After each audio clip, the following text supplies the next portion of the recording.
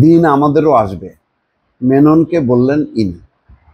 আসলে এটা ইনু মেননকে বলেননি, এটা বলছেন বর্তমান সরকারকে বা যারা 5ই আগস্টের একটা রাজনৈতিক পরিবর্তন ঘটালেন তাদের উদ্দেশ্যে, যাতে এটা অন্য কেউ না বলে যে সরকারকে হুমকি দিচ্ছে ইনু। সেই কারণে ইনু মেননের দিকে তাকিয়ে তিনি বলছেন, হেসে বলছেন, আর মেননও হাসি দিয়ে সেটা অ্যাকসেপ্ট করছেন। এটা হলো একটা খুব কৌশলে একটা মেসেজ তিনি ছুড়ে দিলেন আর কি। বুধবার ঢাকার মেট্রোপলিটন ম্যাজিস্ট্রেট মিনহাজুর রহমানের আদালতে বিভিন্ন মন্ত্রী এমপির সঙ্গে রিমান্ড এবং গ্রেপ্তার শুনানির জন্য তোলা হয় আওয়ামী লীগের সহযোগী দুই দলের হেভিওয়েট জাসদ নেতা ইনু এবং ওয়ার্কার্স পার্টির মেননকে। শুনানির সময় কাঠগড়ায় পাশাপাশি দাঁড়ান ইনু এবং মেনন। মেনন মুখে হাত দিয়ে একটু মনোযোগ সহকারেই সবার শুনানি শুনছিলেন।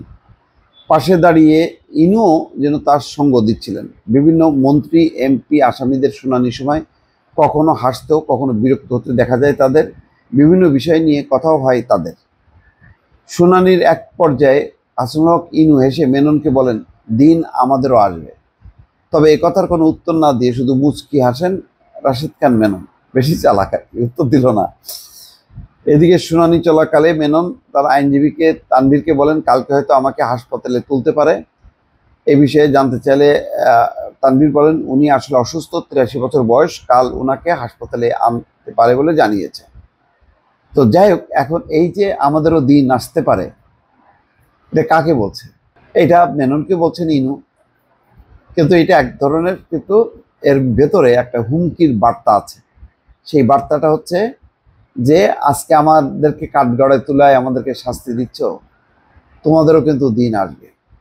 আসলে এখনো পর্যন্ত ওই যে বলা হয় না যে ইনু হোক মেনন হোক, কারো কোনো বোধোদয় নেই। কারণ 15 বছরে এরা অপশাসন দুঃশাসনের এত বেশি সুবিধাভোগী, এত বেশি মানসিকভাবে তারা ওই ফ্যাসিবাদের অংশ, যে এরা এই যে একটা কত বড় ধরনের একটা পরিবর্তন ঘটলো এদের দুঃশাসনের কারণে, নির্বাচন না দেওয়ার কারণে যে মানুষ বিস্ফোরণ ঘটালো, এই বোধটা তাদের নেই।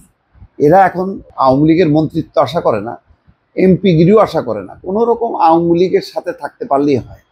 একটা মানে দল বলতে কিচ্ছু নেই, এরা একদম ব্যক্তিত্বের রূপান্তরিত হয়েছে। এবং জীবনের শেষ সময় এসে এরা একবারও যদি বলতো যে না, আমরা আসলে যে পলিটিক্সটা করছি এটা একটা ভুল ছিল, এই ভুলের পরিণতিতে আজকে মানে আওয়ামী লীগ সমূলে উৎখাত হয়েছে, আমরা এখন স্বতন্ত্র রাজনৈতিক দল হিসাবে আমরা মনে করি যে আওয়ামী লীগের এই ভুলের দায় আমরা নেব না, এই ভুলটা ভুল, এটা স্বীকার করে আমরা আবার নতুন রাজনীতি করতে চাই। এরকম একটা বক্তব্য যদি তারা দিত তাহলে বোঝা যেত যে না, তাদের একটা বোধোদয় হয়েছে।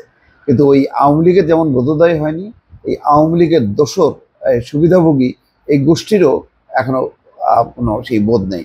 এই জন্য তারা ওই আমাদেরও দিন আসবে বলে এক ধরনের সরকারকে হুমকি দিয়ে এক ধরনের আত্মতৃপ্তিতে থাকছেন। যে মানে একটা চোরও যেমন একটা চুরি করে, তারও একটা কিন্তু ইয়ে আছে যে না, আমার অভাব আছে, আমি তো চুরি করবো, আমার কেন কাজ দিল না, আমার কেন টাকা পয়সা থাকলো না, ফলে চুরি করা আমার অধিকার।